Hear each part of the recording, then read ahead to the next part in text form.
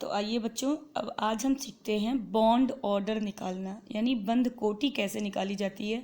जो आप molecular orbital बनाएंगे, उसके बाद उसका इलेक्ट्रॉनिक विन्यास लिखेंगे और उसके बाद उसमें बॉन्ड ऑर्डर, आपने देखा होगा मैंने जो बनाया था उसमें बॉन्ड ऑर्डर यानी बंध कोटि निकाल कर भी दिखाना होता है कि इसका बॉन्ड ऑर्डर कितना है, यानी इस मॉलिक्यूल में बीच में कितने बॉन्ड बनेंगे।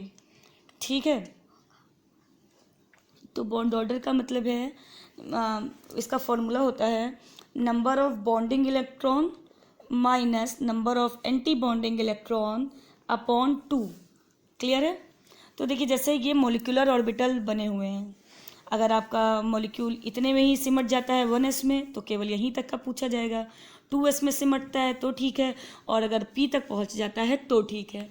ठीक है, पी के ऊपर वाले आपके सिलेबस में नहीं है, आपको सिर्फ इतने ही मॉलिक्यूलर ऑर्बिटल्स बनाने होंगे जिसमें पी 6 तक का रहता है। क्लियर है। और मॉलिक्यूलर ऑर्बिटल बनाते वक्त ये ध्यान रखिएगा कि इधर ये जो एटॉमिक ऑर्बिटल्स हैं ये एक के ऊपर एक रहेंगे, और ये जो बीच में मॉलिक्यूलर ऑर्बिटल्स हैं ये भी एक सीध में ही लगभग रहने चाहिए। क्लियर है। अब मान लीजिए आपसे बॉन्ड ऑर्डर पूछ लिया गया कि आप बताइए,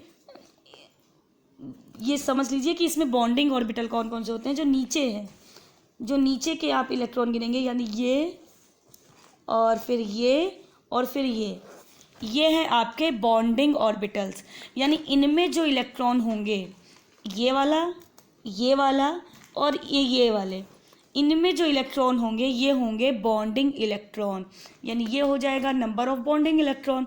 और जो ये होंगे ये वाला, फिर ये वाला और उसके बाद ये वाला, जिनमें स्टार लगा रहता है एस्ट्रेस, वो होते हैं एंटी बॉन्डिंग इलेक्ट्रॉन्स ऑर्बिटल्स। तो उनमें जो इलेक्ट्रॉन भरे जाएंगे वो एंटी बॉन्डिंग में भरने वाले इलेक्ट्रॉन्स को एंटी बॉन्डिंग इलेक्ट्रॉन कहेंगे। आ रही है बात समझ में। अब जैसे एक एग्जांपल दिए दे रहे हैं हम, ये भरा हुआ है, ये भरा हुआ है, ये इस तरीके से इलेक्ट्रॉन भरे हैं, और आपसे कह दिया जाए कि इसका बॉन्ड ऑर्डर निकालिए। तो बॉन्ड ऑर्डर का फॉर्मूला होता है NB minus NA upon 2।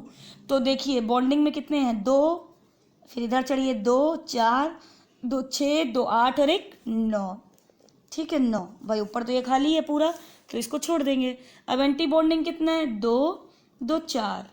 Clear है, माइनस 4 अपॉन 2, 9 में से 4 गया, आपका बचा 5 इज इक्वल टू 2.5 आया। आ रही है बात समझ में। यानी ये जिस भी एटम मॉलिक्यूल का मॉलिक्यूलर डायग्राम होगा उसका बॉन्ड ऑर्डर निकल कर आएगा 2.5। क्लियर हो जाएगा। ठीक है, साथ ही साथ अब आपसे पूछा जाएगा कि ये मॉलिक्यूल डायामैग्नेटिक है यानी प्रतिचुंबकीय है, या पैरामैग्नेटिक है यानी अनुचुंबकीय है। तो आप चूंकि मॉलिक्यूलर ऑर्बिटल थ्योरी पढ़ रहे हैं तो आपको इन एटॉमिक ऑर्बिटल से मतलब नहीं होगा।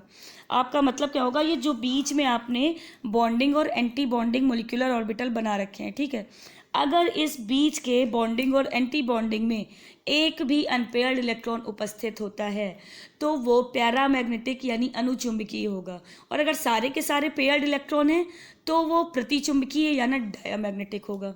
ठीक है, अभी देखिए इसमें क्या है, एक अनुचुंबकीय इलेक्ट्रॉन उपस्थित है, इसलिए ये कैसा हो जाएगा, अनुचुंबकीय। आ रही है बात समझ में, अनुचुंबकीय हो जाएगा, यानी ये पैरामैग्नेटिक हो जाएगा। क्लियर है। इस तरीके से आपसे किसी भी मॉलिक्यूल का डायग्राम पूछ लिया जाए तो आप ऐसे ही बनाएंगे, उसके बाद उसका इलेक्ट्रॉनिक कन्फिगुरेशन लिखेंगे, फिर बॉन्ड ऑर्डर निकालेंगे और उसके बाद उसको शो करेंगे कि ये पैरामैग्नेटिक है या डायामैग्नेटिक। जब आप ये चारों स्टेप कर लेंगे तब आपका क्वेश्चन पूरा होगा। क्लियर है। तो इस तरीके से ये आपकी मॉलिक्यूलर ऑर्बिटल थ्योरी भी कंप्लीट